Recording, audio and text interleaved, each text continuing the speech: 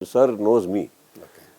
ಯಾವ ಕಾರಣಕ್ಕೆ ಹೋಗಿರ್ಬೋದು ಅವ್ರದ್ದು ಆಫರೇ ಇಲ್ಲ ಅದಕ್ಕಿಂತ ಮುಂಚೆ ಇವ್ರು ಕರೆಯೋಕ್ಕಿಂತ ಮುಂಚೆ ಬಂದಿದ್ದು ಸರ್ ಅಲ್ವ ಮನೆಗೆ. ಡಿ ಕೆ ಅವ್ರು ಫಸ್ಟ್. ಹೌದು, ಫಸ್ಟ್ ಬಂದಿದ್ದವರು. ಓಕೆ. ನನಗೆ ಇನ್ನೊಂದು ಕುತೂಹಲ ಸರ್, ನಾನು ಅದನ್ನು ಅದು ನೀವು ಸಿಗಲಿಲ್ಲ, ನಾನು ಕೇಳಲಿಲ್ಲ, ಈಗ ಸಿಕ್ಕಿದ್ದೀರಿ. ಈ ಬಾದಾಮಿಯಿಂದ ಸಿದ್ದರಾಮಯ್ಯನವರು ಕಂಟೆಸ್ಟ್ ಮಾಡಿರ್ತಾರೆ. ನಾನು ಅದನ್ನು ಭಯಂಕರ ಫಾಲೋ ಮಾಡ್ತಾ ಇದ್ದೆ. ಒಂದು ದಿವಸ ನೀವು ಅಲ್ಲಿ ಪ್ರಚಾರಕ್ಕೆ ಹೋಗ್ತೀರಿ ಅಂತಿತ್ತು. ಅವರ ವಿರುದ್ಧ ಶ್ರೀರಾಮುಲು ನಿಂತಿರ್ತಾರೆ. ಶ್ರೀರಾಮುಲು ಅವ್ರ ಹತ್ರ ಹೋಗಿ ನಾವು ಕೇಳಿಬಿಟ್ವಿ, ಸುದೀಪ್ ಬರ್ತಾರೆ ಅಂತ. ನಮಗೆ ಸುದೀಪ್ ಬರ್ತಾರೆ ಪ್ರಚಾರಕ್ಕೆ, ಇಲ್ಲ ಅವ್ರು ಬರೋದಿಲ್ಲ ಅಂತಂದರು. ಸರ್ ಅವ್ರ ಪಾರ್ಟಿ ಇಲ್ಲ, ನಾನು ಮಾತಾಡ್ತೀನಲ್ಲ ಸುದೀಪ್ ಅವ್ರ ಹತ್ರ ಅಂತೇಳಿ.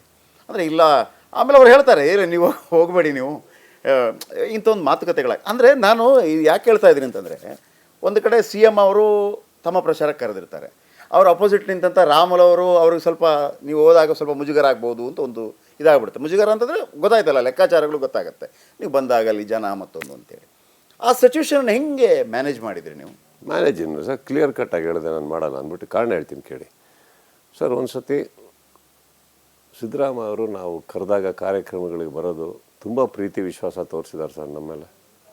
ಅರ್ಥ ಆಯ್ತಾ? ಕಾರಣಾಂತರಗಳಿಂದ ಒಂದು ಸತಿ ಅವ್ರು ಕ್ಯಾಂಪೇನಿಂಗ್ ಕರೆದಾಗ ಚಾಮರಾಜನಗರಕ್ಕೇನಲ್ಲ, ಚಾಮುಂಡಿ ಆ ಕಡೆ ನನಗೆ ಹೋಗೋಕ್ಕಾಗಲಿಲ್ಲ. ಯಾಕಂದರೆ ನಾನು ಆ ಟೈಮಲ್ಲಿ ಅನೌನ್ಸ್ ಮಾಡಿಬಿಟ್ಟಿದ್ದೆ ನಾನು ಮಾಡಲ್ಲ ಅಂತ ಅಂದ್ಬಿಟ್ಟು. ಅಂತ ನನಗೆ ಗೊತ್ತಿಲ್ಲದೆ ಏನಾಗಿದೆ, ನಮ್ಮ ಕಡೆಯವ್ರೊಬ್ಬರು ಹೋಗಿ ನಾನು ಕರ್ಕೊಂಬರ್ತೀನಿ ಅಂತ ಮಾತು ಕೊಟ್ಟಿದ್ರಂತ. ಅವ್ರು ನನಗೆ ಗೊತ್ತಿಲ್ಲ, ನಾನು ಕೊಟ್ಟಿದ್ದಲ್ಲ, ಅದು ನಾನು ಹೋಗಿರಲಿಲ್ಲ. ಸೊ ಅದಾದಮೇಲೂ ಅವ್ರು ನನಗೆ ಬಂದಿದ್ದಾರೆ ಪ್ರೋಗ್ರಾಮಿಗೆ. ಅದಕ್ಕೆ ಈ BJP ಈ ಕಡೆಯಿಂದ ಹೋಗಬೇಕಾದ್ರೆ ನಾನು ಅಲ್ಲೇನಾಯಿತು, ಅಲ್ಲೂ ಬಾದಾಮಿಯಲ್ಲಿ ಮಾಡಬೇಕು ಅಂತ ಬಂತು. ನಾನು ದೃಢವಾಗಿ ಹೇಳಿದೆ, ಸರ್ ಏನೇ ನೀವು ಎಲ್ಲಿ ಕರೆದ್ರು ಬರ್ತೀನಿ, ನಾನು ಅಲ್ಲಿ ಬರಲ್ಲ, ಅವ್ರ ವಿರುದ್ಧ ನಾನು ಮಾಡಲ್ಲ. ಕಾರಣ ಏನಂತಂದರೆ, ನಾನು ಹೋದಾಗೆಲ್ಲ ಮನೇಲಿ ಪ್ರೀತಿಯಿಂದ ಮಾತಾಡಿದ್ದಾರೆ, ನಾನು ಕರೆದಿರೋ ಕಡೆ ಕಾರ್ಯಕ್ರಮಕ್ಕೆ ಬಂದಿದ್ದಾರೆ, ನನಗೆ ಅವ್ರ ಮೇಲೆ ತುಂಬ ಗೌರವ ಇದೆ. ನಾನು ಬರಲ್ಲ ಸರ್, ತಪ್ಪೇ ತಿಳ್ಕೊಂಬಿಡಿ. ಅದು ನಾನು ಅವ್ರಿಗೆ ಕೊಡ್ತಾರೋ ಮರ್ಯಾದೆ ಅಲ್ಲ.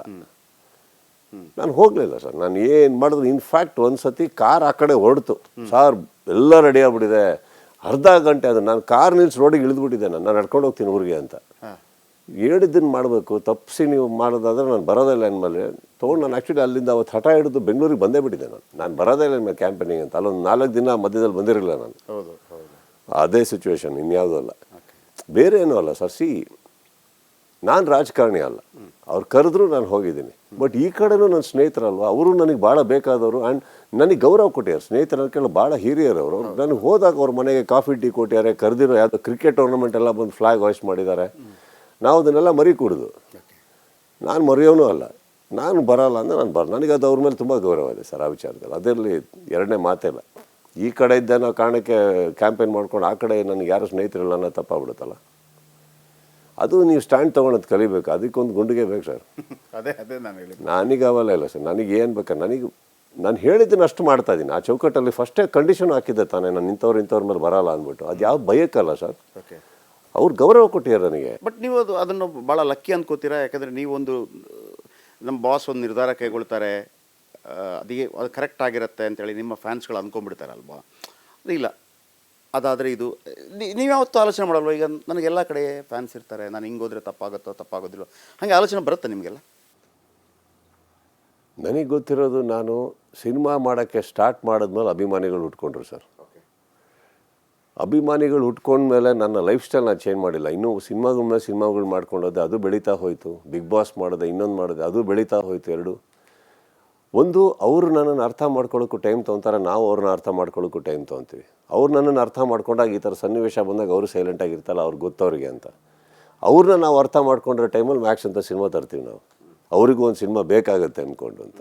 That is all it is.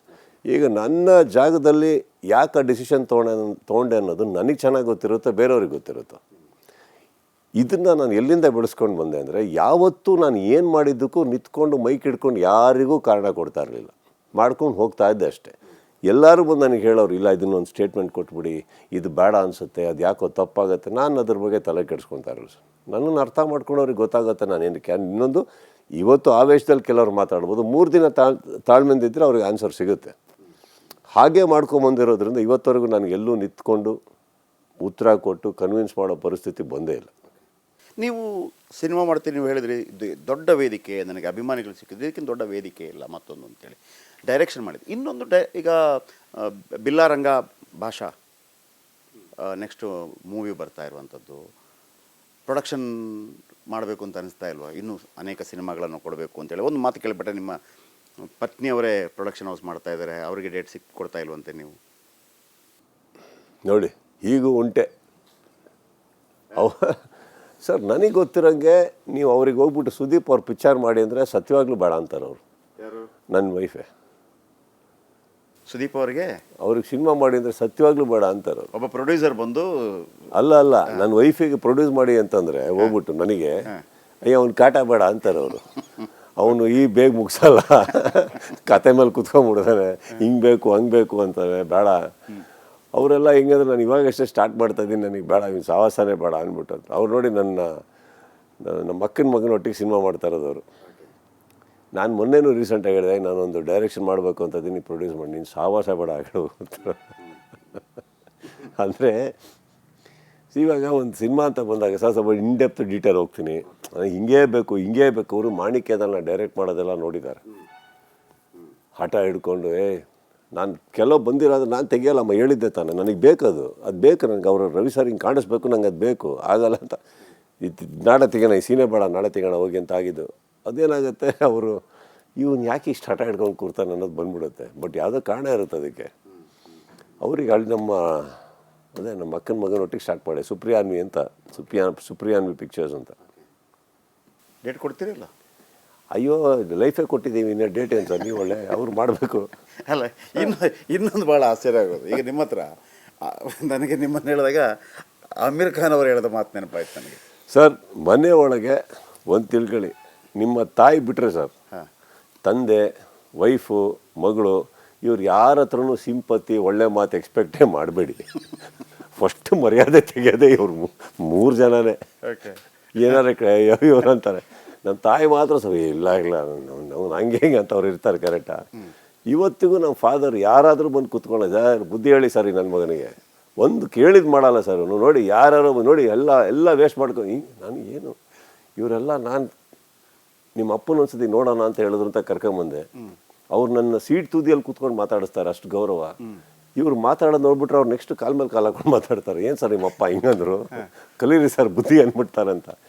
ಈ ಕಡೆ ನನ್ನ ಮಗಳು ಏನಾರ ಒಂದು ಮಾಡಿ, ಇವರೆಲ್ಲ ಸರ್ ಎಂಥ ತುಂಬ ಅದ್ಭುತವಾದಂಥ ಸಿನಿಮಾ ಹಾಗೆ ಹೀಗೆ ಅಂತ ಏನೋ ಮಾತಾಡ್ಬೇಕಾದ್ರೆ ಅವ್ರು ಸ್ಟಾರ್ಟ್ ಮಾಡ್ತಾರೆ. ಇಲ್ಲ ಚೂರು ಚೆನ್ನಾಗಿಲ್ಲ, ಏನಕ್ಕೆ ಇಷ್ಟ ಆಯ್ತು ನಿಮ್ಗೆ ಆ ಸಿನಿಮಾ ಅಂತ ಸ್ಟಾರ್ಟ್ ಮಾಡ್ಬಿಡ್ತಾರೆ ಡಿಬೇಟು. ನಾನು ಸುಮ್ಮನೆ ರಮ್ಮ ಅನ್ಬೇಕು. ಈ ಕಡೆ ನೀವು ಡೇಟು ಅಂತ ಹೇಳ್ತೀರಿ. ನನ್ನ ವೈಫಿಗೆ ಹೋಗ್ಬಿಟ್ಟು ಈ ಥರ, ಮೇಡಮ್ ನೀವೊಂದು ಸಿನಿಮಾ ಮಾಡಿ ಅಂದರೆ, ಅಯ್ಯೋ ಸರ್ ಇವ್ರು ಸಾವಾಸ ಬೇಕು, ಇಲ್ಲೇ ತಡ್ಕೊಳಕ್ಕಾಗಲ್ಲ, ಇನ್ನು ಸೆಟ್ಟಿಗೆ ಹೋಗ್ಬಿಟ್ಟು ಇವ್ರಿಗೆ ಕಾಯ್ಕೊಂಡು ಕೂತ್ಕೊಳ್ಳೋದೆಲ್ಲ ಮಾಡೋಕ್ಕಾಗಲ್ಲ ಅಂದ್ಬಿಟ್ಟು ಅಂತ. Somewhere because probably we search for perfection. ಅಯ್ಯೋ ಹಂಗಲ್ಲ, ಹಿಂಗೆ ಬೇಕು ಅಂತ ಇರ್ತೀವಲ್ಲ, ಅದು ಅವ್ರು ಸ್ವಲ್ಪ ಈಸಿ ಗೋಯಿಂಗ್ ಆ ಥರ. ಈಗ ಸಾಧಾರಣವಾಗಿ ಸಿನಿಮಾದವ್ರು ಬಂದು